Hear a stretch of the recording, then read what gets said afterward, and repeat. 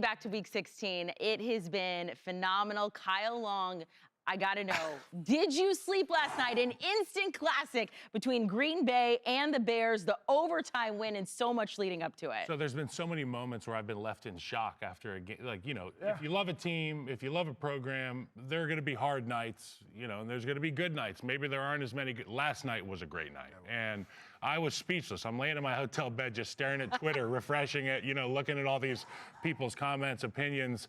To watch that football team handle business the way that they did, that quarterback, Caleb Williams, stepping up as he has time and time again this season. I mean, look, I know Micah Parsons wasn't in the game. I know Jordan Love got hurt in the game, and that was a bang-bang play and unfortunate. But Caleb Williams was without Luther Burden, who's been explosive at the receiver position, a guy who's a yak monster, and the other guy, Rome Odunze, who makes a lot of these routes look easy. So it was number 2, DJ Moore and Colston Loveland battling their asses off last night at Soldier Field down to the final minute. What did coaches say? It's going to take 4 quarters and sometimes maybe more. Maybe more happened last night, and DJ Moore did too. Yeah, DJ Moore did, but this is what Caleb Williams has been all year. Clutch in the biggest moments of the game. And that's the one thing I don't think you can coach. I think that is in your DNA. You're hardwired to play that way. He has cleaned up so many different things in his game, which has put them in position to be successful at the end of ball games. But that throw at the end, wow. It was perfect. We used to call it a field post, and you drop back off that play action, and you're looking if there's space to that spot, you put it out there and you let them run.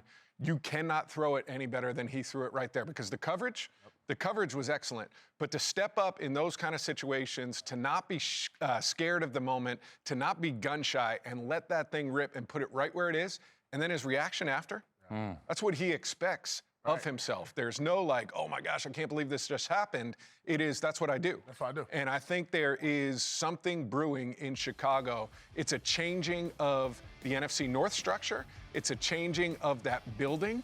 And I think this is what you need to have happen as a young player, is to get more consistent, to have all of those things. But you need results to then come back and build confidence for the entire organization. When you have that position right, it changes the entire feeling of the building. This is where I think you see culture plus production, and you see the results. You see that locker room. Just even watching everybody when you see Ben Johnson talk post-game and just watching everybody's eyes.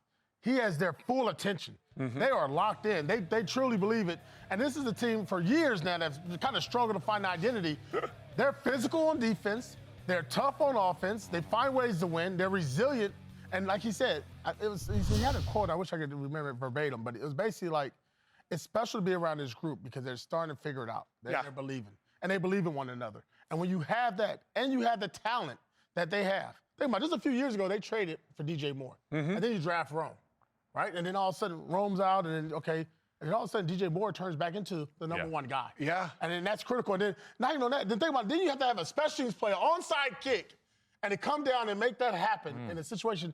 Those are all the moments that you rep as a head coach. And you don't know if it's ever going to come to fruition, if it's going to happen, especially onside kicks. Yes. But when it does, you're like, that's why we do that Friday. That's why we do that Saturday. You need the ball to bounce your way. We're going to watch this right here. Speaking of bouncing your way. Perfect. Bounce, man. It, right? Come on. That late bounce. 8% of the time that play works. So, yeah. So But you see the problem? His eyes went up instead of looking at the ball. Worried about where they're going to get hit. And then he's hurt. You need the ball to bounce your way. When you're playing good football teams, you're playing this time of the year, and this is going to be the same case for them in the playoffs. Yeah.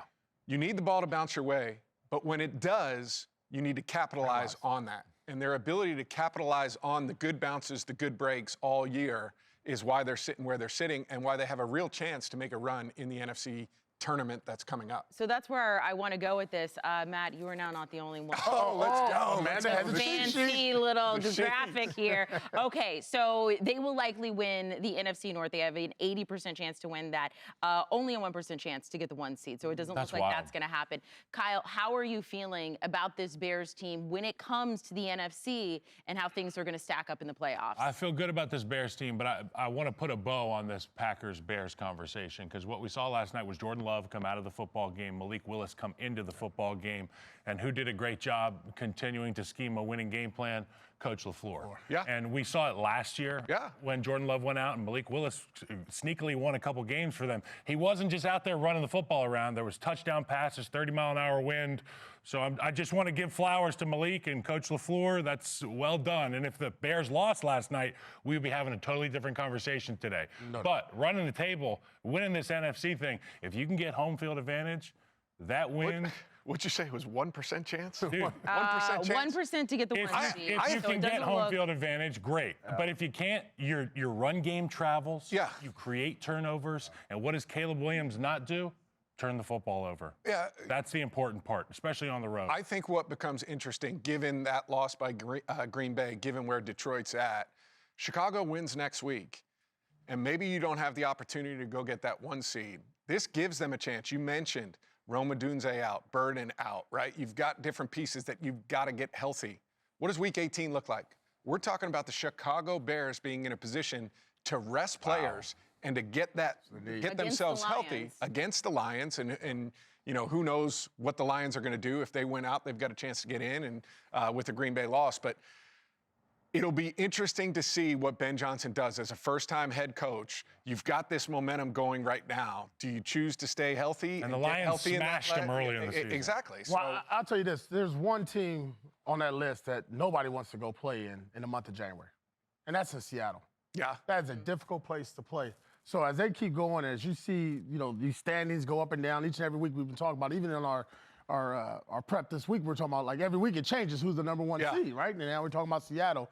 But if they do happen to do it and pull that off, that's going to be a very challenging matchup for anybody that goes in there with the crowd noise or where they're playing. They're healthy, and they probably need a week with just really reset Sam Darnold, even though he's done a great job of winning games, but kind of just reset him Take a a little breath bit. after that game. Yeah. It's so then go wide back to open it. in the NFC. There's no guarantee that that one seed is going to be hosting the NFC Championship game. So that 2-seed, it might go through Chicago.